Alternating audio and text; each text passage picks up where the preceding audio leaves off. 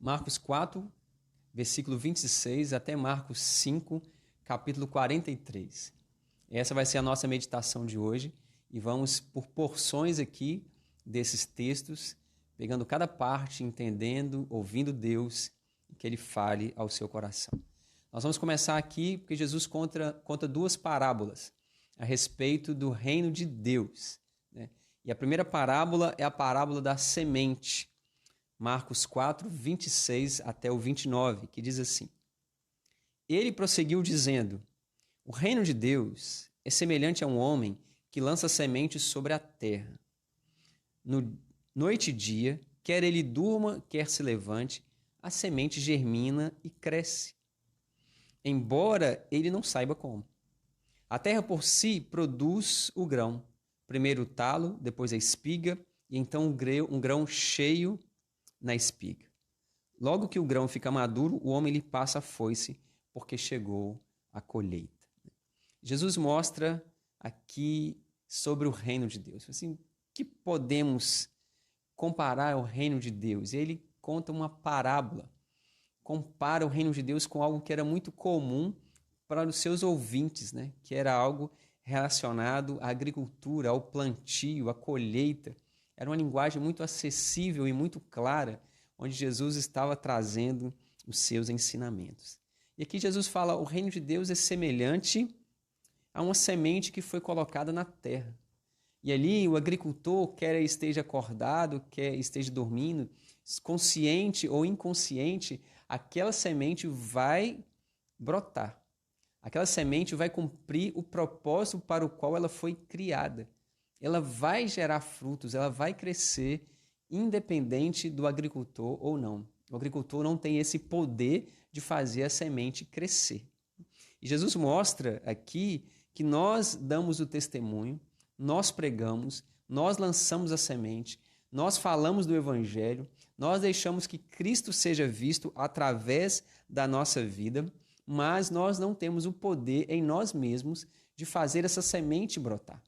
Nós não temos poder em nós mesmos de fazer o reino de Deus crescer na nossa força, com as nossas estratégias, com os nossos modelos. Não é assim que o reino de Deus cresce, né?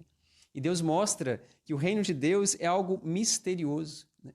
Nós não sabemos muito bem como ele se dá ali no seu crescimento. O reino de Deus também é algo imperceptível às vezes. Você não vê quando uma conversão começa. Algumas pessoas entram num processo de conversão e a gente não sabe quando ali começou, aquela sementinha começou a brotar. Fica imperceptível. Às vezes, a olho nu, para nós está tudo parado, não está acontecendo absolutamente nada. Quando, na verdade, Deus está trabalhando no silêncio, no mais íntimo do ser daquela pessoa. O Senhor Jesus está trabalhando. O Senhor mostra também que o reino de Deus, esse processo de conversão, de salvação, de crescimento, ele acontece em etapas. E essas etapas precisam ser respeitadas, né? Ele fala: ó, primeiro a semente vai brotar, cresce, depois ela dá o talo, depois a espiga, depois os grãos enchem essa espiga. É um processo que vai se desencadeando um após o outro, né? E na nossa vida não é muito diferente também. A nossa vida é feita desses processos, né? E também o Senhor Jesus deixa claro aqui que cabe a nós simplesmente lançar a semente do Evangelho. Nós não podemos converter ninguém. Nós não temos o poder de transformar a vida de ninguém. Nós não temos o poder de obrigar ninguém a aceitar o Evangelho e também nem de entender o Evangelho. Isso é obra de Deus. Isso é obra do Espírito Santo.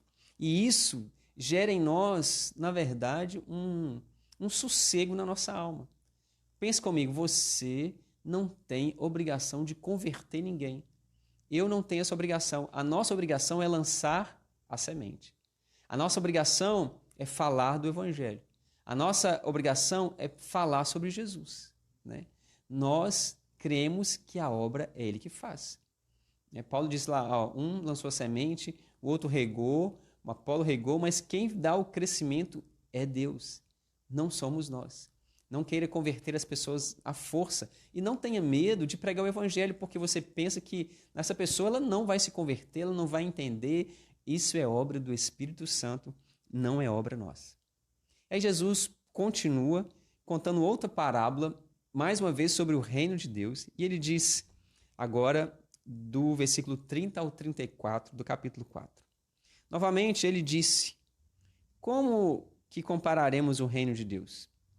Que parábola usaremos para descrevê-lo? É como um grão de mostarda, que quando plantada é a menor semente de todas. No entanto, plantada, ela cresce e se torna a maior de todas as hortaliças, com ramos tão grandes que as aves dos céus podem abrigar-se à sua sombra.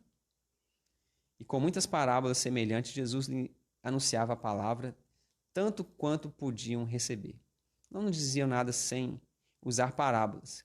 Quando, porém, estava só com seus discípulos, ele explicava tudo. Jesus deixava aqui as explicações detalhadas para os seus discípulos, justamente porque alguns daqueles que ouviam as parábolas estavam com o coração endurecido, o que eles queriam era colocar Jesus à prova. Então Jesus deixa os detalhes das parábolas para explicar para os discípulos. E Jesus continua dizendo: olha, o reino de Deus é semelhante a um grão de mostarda, que é a menor de todas as sementes. Mas depois que essa hortaliça cresce, ela se torna uma árvore grande, onde os pássaros podem se refugiar nas suas sombras. Isso, Jesus está mostrando que o reino de Deus começa simples, começa pequeno, começa sem chamar muito a atenção. É só nós pensarmos sobre o nascimento de Jesus. Nós escolhemos um evangelho para o mês de dezembro para nós conhecermos mais sobre Jesus, né? É o mês onde nós comemoramos o Natal, o nascimento de Jesus. Apesar que o próprio livro de Marcos, ele não fala sobre o nascimento de Jesus. Marcos já começa ali com Jesus sendo batizado e começando o seu ministério, né? Mas o que interessa é que Jesus nasceu, Jesus está vivo, ele veio resgatar a humanidade. E aqui nós vemos Jesus falando: olha, o reino de Deus começa de maneira simples, né? O próprio Cristo nasceu numa estrebaria. Não tinha lugar para Jesus, né? E hoje, em muitos corações, em muitas famílias, em muitas vidas, continua não havendo lugar para Jesus. As pessoas, né, dizem: Jesus, aqui não tem lugar para você. Estou ocupado demais, tem outros projetos, tem outras prioridades, não tem lugar para Jesus. Então Jesus nasceu numa estrebaria. Jesus ficou numa manjedoura, né? Jesus nasceu numa família simples, humilde, sem nenhuma notoriedade. O Rei dos Reis, o Senhor dos Senhores, aquele que governa toda a história, aquele que sempre existiu, que estava presente na criação, ele nasceu numa manjedoura. Aqui Jesus está falando: olha, o reino de Deus começa pequeno, começa simples, mas vai tomando uma proporção gloriosa. E aqui também fica um ensinamento para nós, para não desprezarmos os pequenos começos, não desprezarmos quando a coisa estiver ali embrionária ainda. Não desprezarmos quando os projetos, quando a missão, quando o chamado estiver ali nos seus primeiros passos. Seja fiel no pouco e o Senhor vai colocar muito sobre a sua vida. Seja fiel sobre aquilo que Deus colocou nas suas mãos. Então as coisas às vezes começam pequenas, começam embrionárias, começam simples. E o reino de Deus é assim. Por isso que Jesus disse: é semelhante a um grão de mostarda, que é a menor de todas as sementes, mas depois se torna a maior de todas as hortaliças. É o milagre do reino de Deus.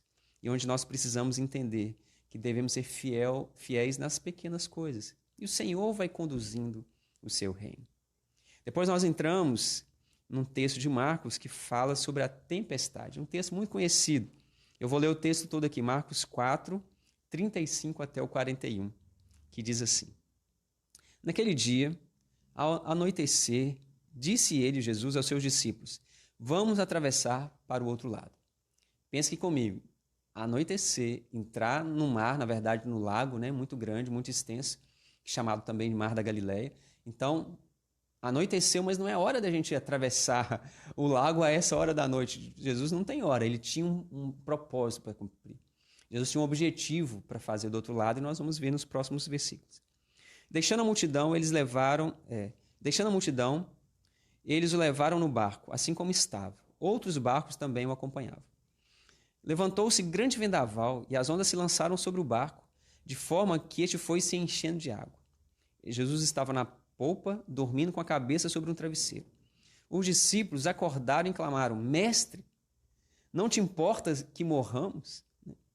Ele se levantou, repreendeu o vento e disse ao mar: aquieta-te, acalme-se.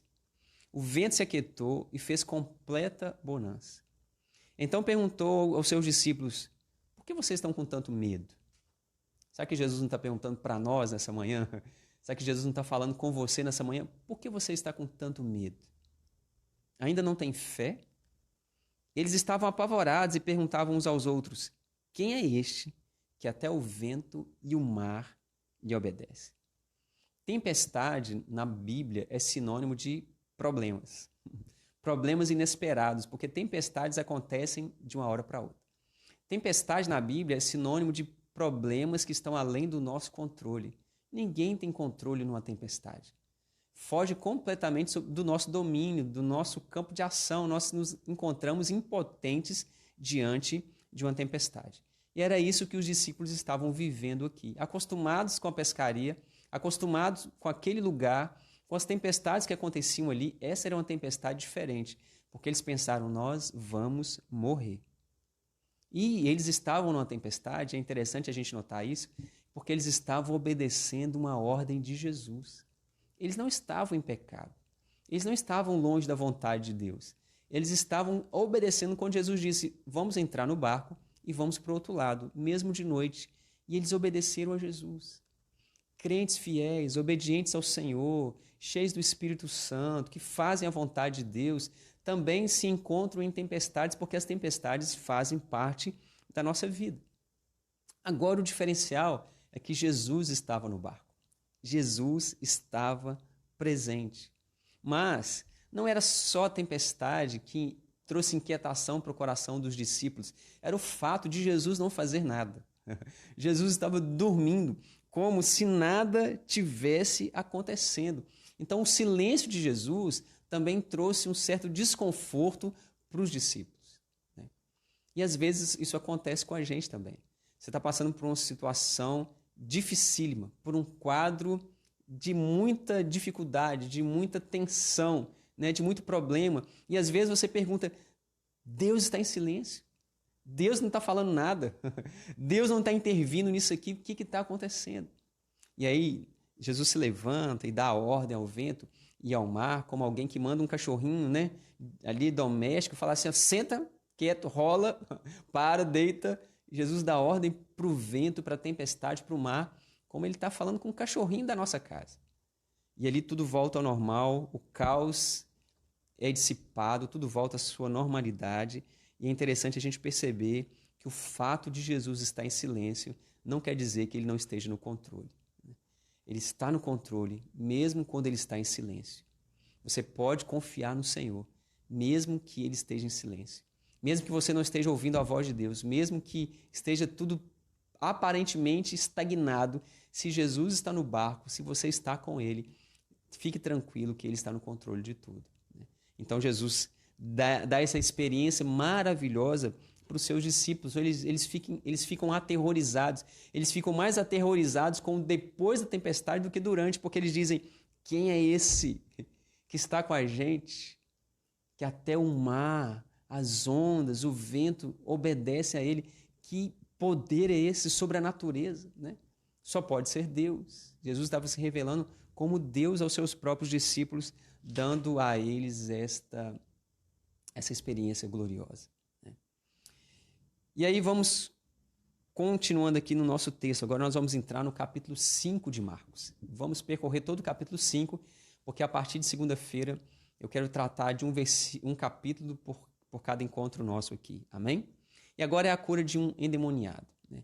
Um texto também muito conhecido. Marcos 5, eu vou ler aqui pequenas porções para a gente... esse texto aqui já é mais longo, né? E Jesus tinha um propósito para atravessar o mar de noite. Ele tinha uma obra para fazer naquela noite. E essa era a obra que Jesus ia fazer naquela noite, né? E aí nós temos que pensar também em algo interessante, porque Jesus disse para os discípulos assim: vamos atravessar para o outro lado. E a tempestade veio. Se Jesus falou que eles iam atravessar para o outro lado, é porque eles iam chegar do outro lado. O que Jesus disse, ele vai cumprir. Ah, mas veio uma tempestade no meio do caminho. Não importa. A palavra de Deus vai se cumprir na sua vida, na sua casa, na sua família. Se o Senhor Jesus disse, vai acontecer e ponto. Ele disse, nós vamos passar para o outro lado, eu tenho algo para fazer lá. E isso era o que Jesus tinha para fazer lá. Eles atravessaram o mar e foram para a região dos Gerazenos, né? Gerazenos. Algumas versões falam Gadarenos. Quando Jesus desembarcou, um homem com espírito imundo veio dos sepulcros ao seu encontro. Esse homem vivia nos sepulcros e ninguém conseguia prendê-lo, nem mesmo concorrentes, pois muitas vezes lhes haviam sido acorrentados pés e mãos, mas ele arrebentara as correntes e quebrara os ferros de seus pés. Ninguém era suficiente forte para dominá-lo. Noite e dia ele andava gritando e cortando-se com pedras entre os sepulcros e nas colinas. Olha só o quadro terrível desse homem. E nós vamos ver que Jesus, ele atravessa ali o mar da Galileia, ele atravessa uma tempestade porque ele estava indo libertar um homem. Esse é o valor de uma vida para Jesus. Jesus atravessa um mar, enfrenta uma tempestade durante a noite por amor a um homem que estava sofrendo terrivelmente e abandonado terrivelmente pela sua família, pela sociedade, mas Jesus enxerga esse homem e ele vai atrás dele. Jesus não se preocupa com as multidões, Jesus quer se relacionar conosco. Jesus está interessado sim na sua dor, no seu problema, na sua angústia, nas suas dúvidas. Jesus, ele quer se relacionar conosco de forma pessoal. A gente vê que Jesus deixa toda uma multidão para trás para ir em busca de um homem que está sofrendo, atormentado por um espírito imundo. Jesus é assim. Pense comigo, os primeiros discípulos que viram Jesus depois da mulher ali que foi até o sepulcro, foram 2 discípulos que nem faziam parte dos 12. Eles estavam indo de volta para a casa deles, né? Os discípulos a caminho de Emaús, onde eles tinham ficado frustrados. Jesus não é o libertador de Israel. A gente pensou que era, mas não é. A gente vai voltar para a nossa velha vida sem Jesus. Jesus aparece para esses 2 discípulos, que nem fazia parte dos 12, para trazê-los de volta para Jerusalém. Jesus vai atrás de nós. Jesus se importa comigo, se importa com você. Ele não é um Deus generalista, não é um Deus de multidões. Ele é um Deus pessoal, que trabalha na nossa particularidade. Quando ele viu Jesus de longe, correu e se prostrou diante dele.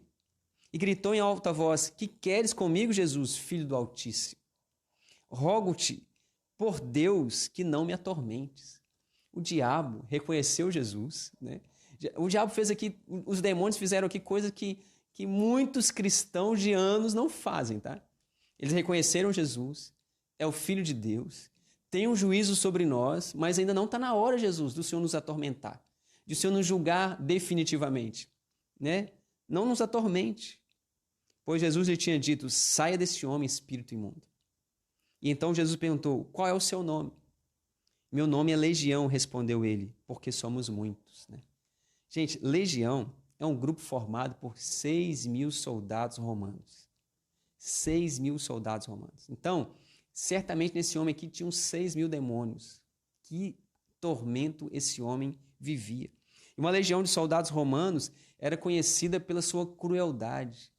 Eles eram... uma legião romana era algo que os povos temiam. Por onde uma legião de soldados romanos passava, eles deixavam um rastro de destruição. Eles varriam o lugar por onde eles passavam. Esse era o retrato desse homem. Os demônios estavam destruindo a vida deles, estavam arrasando a vida desse homem. E Jesus, então, atravessa o mar, se coloca ali diante daquele homem para trazer libertação para ele. Implorava a Jesus com insistência que não os mandassem sair daquela região. Uma grande manada de porcos estava pastando numa colina próxima. Os demônios imploraram a Jesus, manda-nos para os porcos, para que entremos neles. E Jesus lhes deu permissão. Os espíritos imundos saíram e entraram nos porcos. A manada de cerca de 2.000 porcos atirou-se no precipício abaixo, em direção ao mar, e nele se afogou. Gisele, é isso mesmo, que tormento a vida desse homem. E Jesus vai atrás desse homem atormentado. E ele chega ali, os demônios já se prostram diante de Jesus e diz: o que você está fazendo aqui, filho de Deus? Você já vem atormentar a gente antes da hora, né? Não nos mande para longe dessa região. Né? Aí tinha uns porcos ali, eles pediram: nos faz entrar nos porcos. Né? É um pouco incompreensível para nós essa passagem. Tem alguns pontos aqui que eles não são muito claros, e eu não vou ficar inventando explicação para coisas que não estão claras na Bíblia. Né? Nós temos uma regra para nós interpretarmos a palavra, que é o seguinte: onde a Bíblia se cala, nós também nos calamos. A gente não inventa história onde a Bíblia não traz clareza sobre aquele ponto. Então, alguns pontos aqui que não são muito claros, mas há outros pontos que são claros e que nós podemos entender com esse pedido dos demônios até mesmo. Né? Primeiro é que Jesus tem completa autoridade sobre os demônios. Eles se submeteram a Jesus e falaram assim: não nos atormente agora. Né? E não nos tire dessa região, nos manda aqui para os porcos, está tudo bem. Porque o que o Senhor mandar a gente faz. Porque nós somos submissos ao Senhor, o Senhor é poderoso. Todo demônio, todo espírito maligno, por mais poderoso que pareça ser, ele está sob o governo de Deus. Ele tem que ser subjugado, ele é subjugado diante do nome de Jesus. Ele está submisso às ordens de Deus. O diabo anda na coleira de Deus, é uma expressão que é muito usada. Ele só vai até onde Deus deixa ele ir. O Senhor tem um controle sobre todas as coisas. É claro que nós não podemos dar legalidade ao diabo, abrir portas para Satanás na nossa vida, né? Entregar o controle na mão dele, não. E outro ensinamento aqui também é perceber o tamanho do tormento que aquele homem vivia. 2.000 porcos. Os demônios entraram naqueles 2.000 porcos que saíram dali desesperados e se precipitaram ali naquele penhasco. Olha só, imagine o sofrimento que esse homem vivia na sua alma. Né? O tamanho do sofrimento dele ficou visível naquela manada de porcos correndo, desesperadas, descontroladas. Nós vimos ali, visivelmente, foi o retrato do que acontecia na alma daquele homem. Perceba bem. Né? Aqui o pastor Hernandes, agora que diz essa frase, ele diz: para os demônios, o homem tem o mesmo valor de um porco. Porco e homem para os demônios é a mesma coisa. Né? E aí você vê como o diabo subjuga os homens, né? Como atormenta os homens, como prende os homens e o valor que ele dá para os homens. Olha, a gente está num porco e a gente está num homem, para a gente é a mesma coisa. Um porco e um homem para a gente tem o mesmo valor. Para Jesus, não. Jesus atravessou o mar numa tormenta durante a noite para cuidar de um homem que estava atormentado. Um homem apenas. Esse é o valor que o Senhor dá para nós. Né?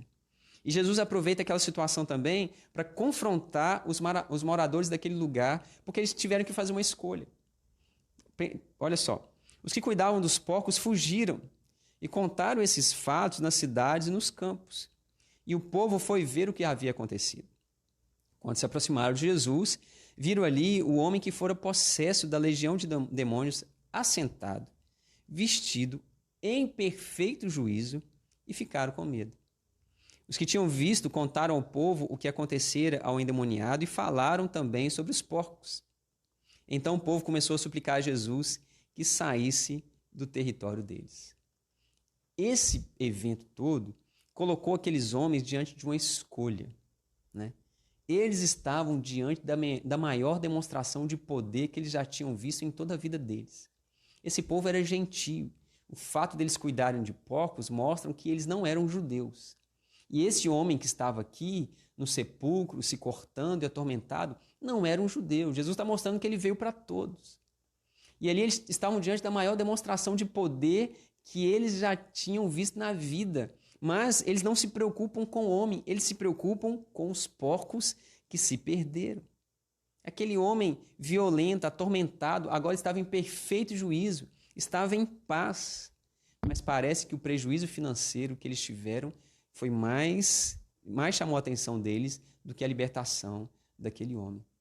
Isso é o retrato da humanidade, cujo Deus é o dinheiro, cujas prioridades são prioridades efêmeras, de coisas que são transitórias, de coisas que são limitadas, de coisas que passam. Aquele homem foi liberto não somente para a vida dele, ele foi liberto para a eternidade. E ali aqueles homens estavam preocupados com o dinheiro que eles perderam, eles estavam incomodados com Jesus. Jesus incomodou, mexeu na economia deles, mexeu na cultura deles, mexeu no trabalho deles, e eles não queriam. E muita gente é assim, não quer, não, Jesus, não mexe nessa área da minha vida. Não vem, isso vai trazendo um desconforto aqui, deixa eu viver do meu jeito, deixa eu continuar minha vidinha medíocre aqui do jeito que ela está, não quero um desconforto. Quando Jesus entra no lugar, ele traz desconforto porque ele traz luz no meio das trevas, e as trevas têm que bater em retirada. E as trevas muitas vezes perneiam dentro de nós, mas elas têm que bater em retirada. Né? E aí, quando Jesus entra no barco, o homem que estiver endemoniado suplicava que deixasse ir com ele. Jesus não permitiu, mas disse: vá para casa, para a sua família, e anuncie a eles quanto o Senhor fez por você e como teve misericórdia de você. Esse texto, gente, é maravilhoso. Então aquele homem se foi e começou a anunciar em Decápolis, um conjunto de 10 cidades, quanto Jesus tinha feito por ele, e todos ficaram admirados. Jesus atendeu o pedido dos demônios, mas não atendeu o pedido do homem que foi liberto. Olha só que loucura, né? Jesus disse não. Ele falou assim: Jesus, deixa eu ir com vocês. Jesus disse não. Né? E o não de Deus, gente, é a boa, perfeita e agradável vontade dele se fazendo cumprir na nossa vida. Se Deus disse não, é não. Louve o nome dele, é o melhor para nós, tá bom? Jesus falou assim: não, vai cuidar da sua família. O nosso principal ministério é a nossa casa. Nossa principal igreja é a nossa família. Aqueles que devem ser alvos das nossas intercessões mais intensas e fervorosas devem ser as pessoas da nossa casa. A sua família é mais importante do que tudo. Nós devemos primeiro pregar, testemunhar, ganhar, salvar, orar, cuidar, amar a nossa família. Esse é o nosso principal ministério. Jesus disse: vai contar para a sua família o que Deus fez. Vai pregar para os seus. E ali aqueles homens então saíram, e aquele homem saiu para pregar. E com o que ele pregava? Ele não sabia muito sobre Jesus. Ele era um gentio. Ele não sabia da promessa do Messias. Certamente ele tinha muita limitação no conhecimento. Talvez você possa pensar isso assim: eu não sei pregar, pastor. Você fica falando aí para a gente testemunhar, para a gente ser luz nas trevas, para eu usar minhas redes sociais para isso. Mas o que é que eu vou falar? Conte do que Deus fez na sua vida. Conte do que Deus está fazendo na sua vida. Conte da transformação que a cruz de Cristo operou na sua vida. Foi isso que esse homem fez. Ele contou do que Jesus fez na vida dele. E todos ficaram admirados. Todos ficaram admirados. Jesus chega ali, atravessa aquele mar numa tempestade de noite e encontra um homem atormentado, violento. Ninguém tinha relacionamento com aquele homem. Ele vivia nos sepulcros, ele vivia se cortando.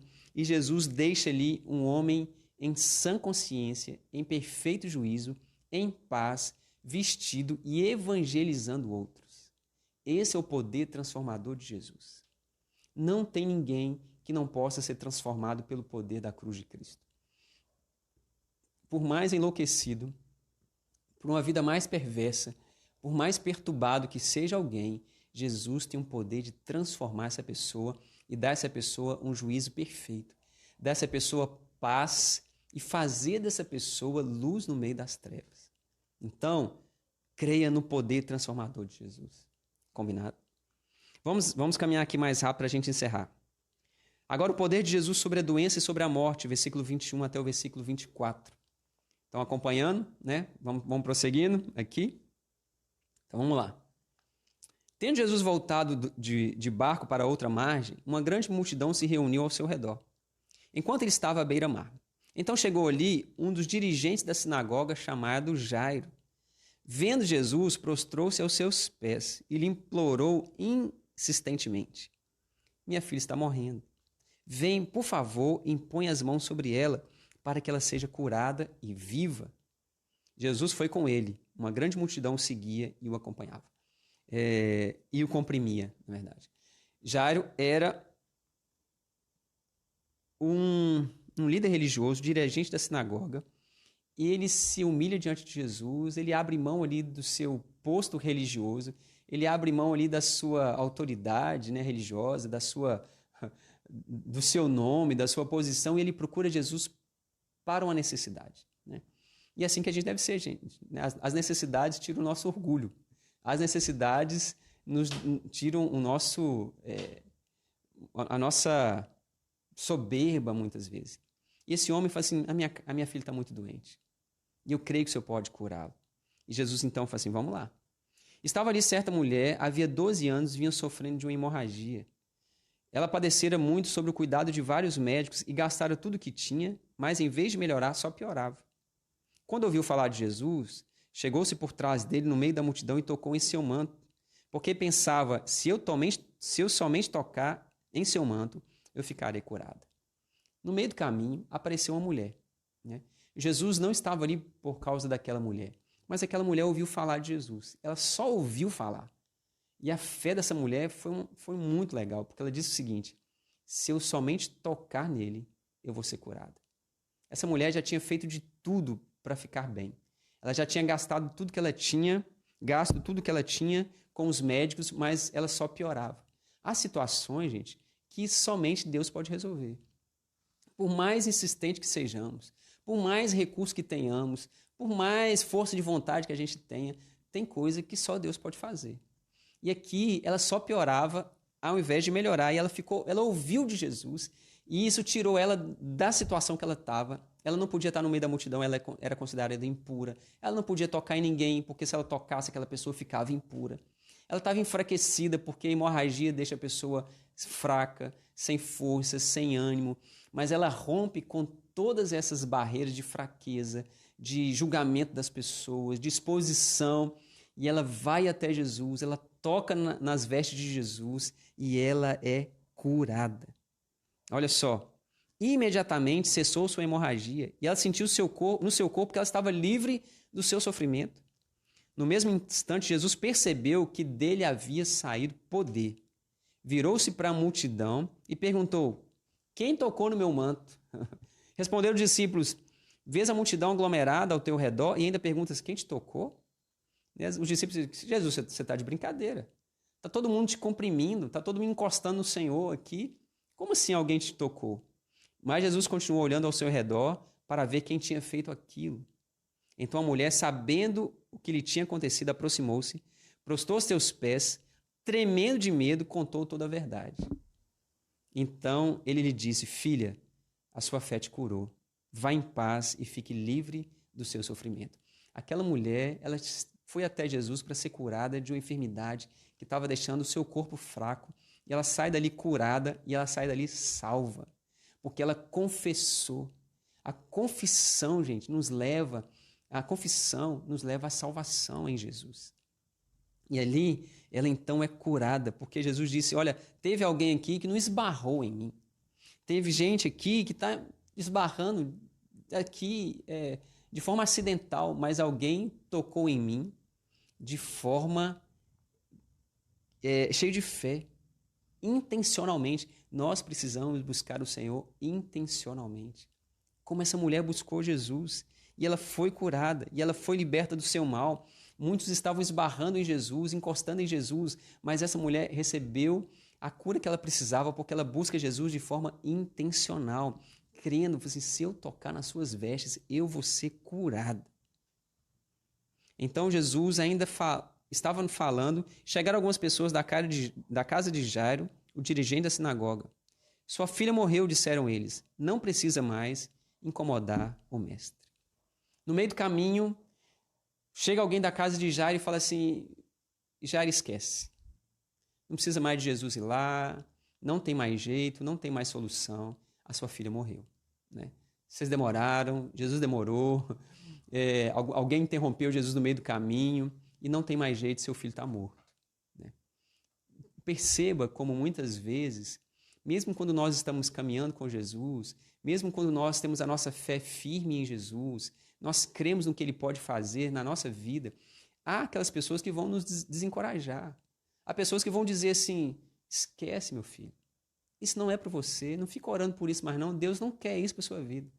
Há pessoas que vão dizer assim, não tem mais jeito para o seu filho, não tem mais jeito para a sua filha, não tem mais jeito para sua família, não tem mais jeito para o seu casamento. Esquece. Né? E o conselho que a gente ouve aqui de Jesus, não com as palavras, mas de uma forma, nas entrelinhas aqui, Jesus está dizendo que você vai ouvir quem? Você vai ouvir quem está te desencorajando ou você vai me ouvir? Presta atenção aqui no que Jesus disse. Não fazendo caso do que eles disseram, Jesus disse ao dirigente da sinagoga, não tenha medo, tão somente creia. Ah, como nós precisamos de ouvir essa palavra. Ah, como nós precisamos de ouvir Jesus falando, creia. Tão somente creia, não tenha medo. Eu falei para vocês aqui no começo, né? Qual é o seu medo? Às vezes você está com medo demais. Jesus ali, quando os discípulos acordaram Jesus, apavorados no meio daquela tempestade, né? Jesus fala assim, por que vocês estão com medo? Talvez eles poderiam dizer assim, por causa da tempestade, Jesus. Olha o que estava acontecendo ao nosso redor, o senhor estava indo não fazer nada, né? Por que você estava com medo? Eu estou com vocês. Mesmo que as pessoas desencorajem, você, olha, não tem mais jeito para essa enfermidade, não tem mais jeito para esse casamento, não tem mais jeito para esse filho, para essa filha, não tem mais jeito para você. Dê ouvidos ao... Se Jesus falar, não tem jeito, não. Se Jesus falar como falou para Paulo, né? Falou assim, Paulo, não ora mais, porque não vou te responder, a minha graça te basta. Ok, Jesus, beleza, não vou orar mais. Mas enquanto você não ouvir isso de Deus, você deve continuar buscando o Senhor.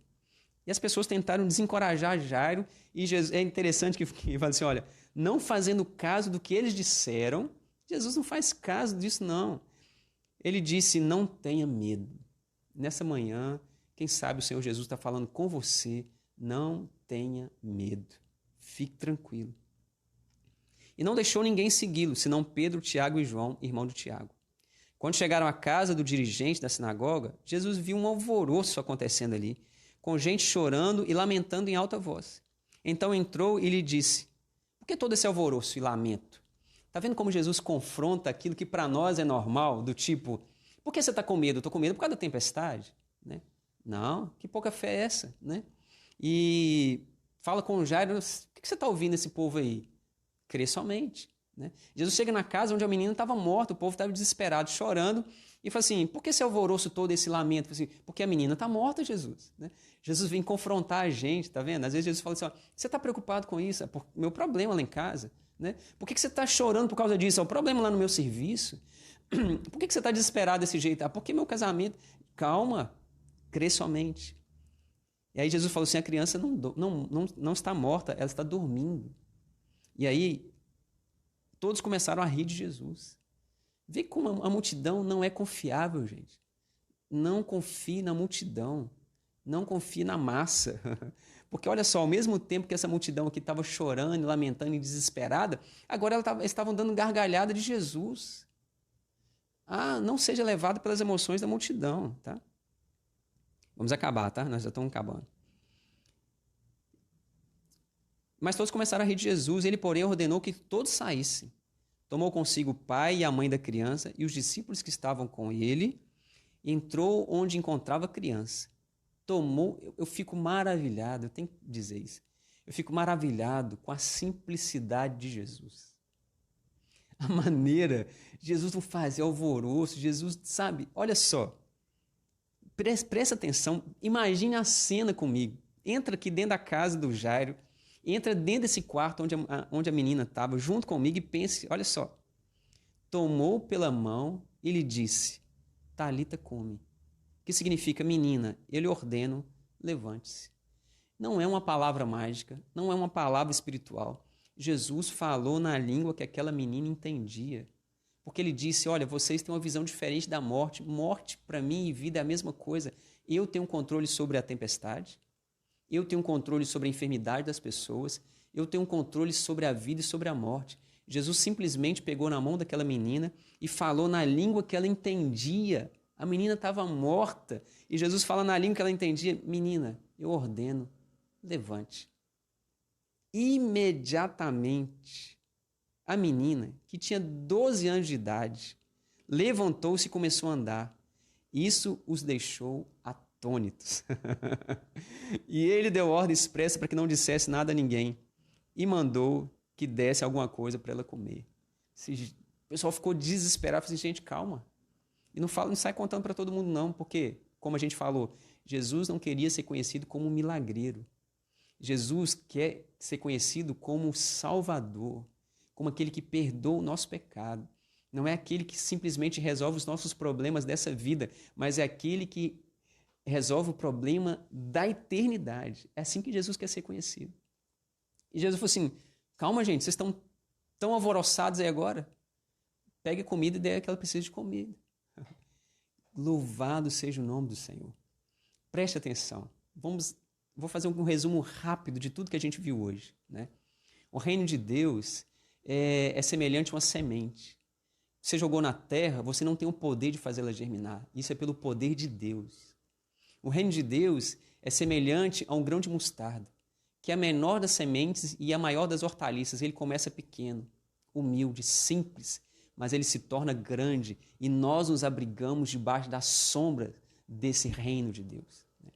Depois nós vimos que o Senhor tem controle sobre a tempestade. Ele diz para os discípulos, por que vocês estão com tanto medo, gente? Vocês não têm fé, não? Quem sabe é isso que Jesus está falando conosco. Por que você está com tanto medo? Depois nós vimos ali aquele jovem endemoniado. Jesus atravessa um mar de noite, durante uma tempestade, vai atrás de um homem que está esquecido, excluído pela sociedade, atormentado por uma legião, 6.000 demônios atormentando esse homem. E Jesus deixa aquele homem ali em perfeito juízo, em paz, e diz para ele, agora cuida da sua família. Vai cuidar primeiro da sua casa, vai pregar para os seus. Pregar o que, Jesus? Vai falar o que eu fiz na sua vida. Dê o seu testemunho. Que maravilha, né?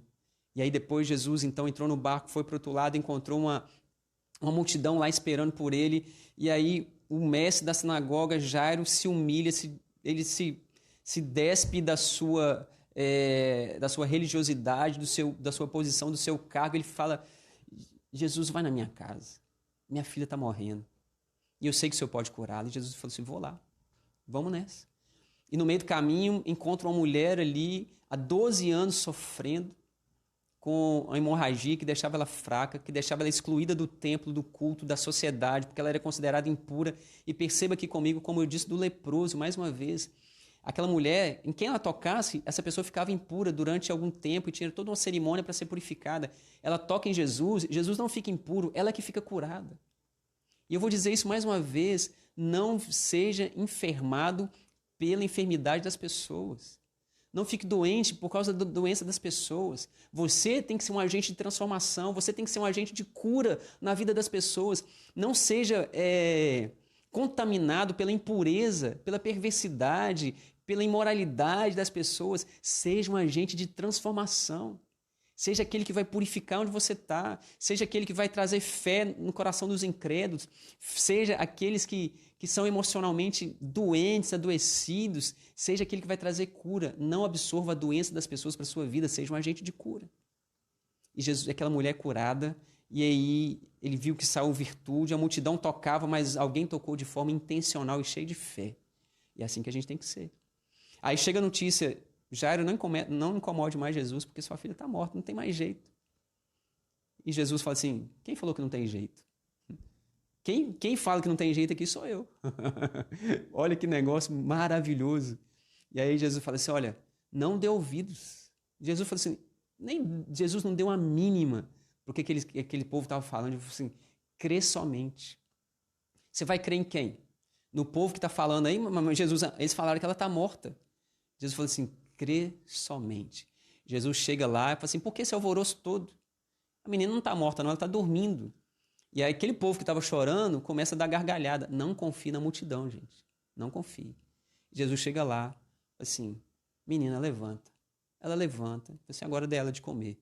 Esse é o poder do nosso Deus. Amém? Marcos capítulo 4, Marcos capítulo 5. E nós terminamos aqui a nossa meditação. No nome de Jesus, Deus te abençoe com essa palavra.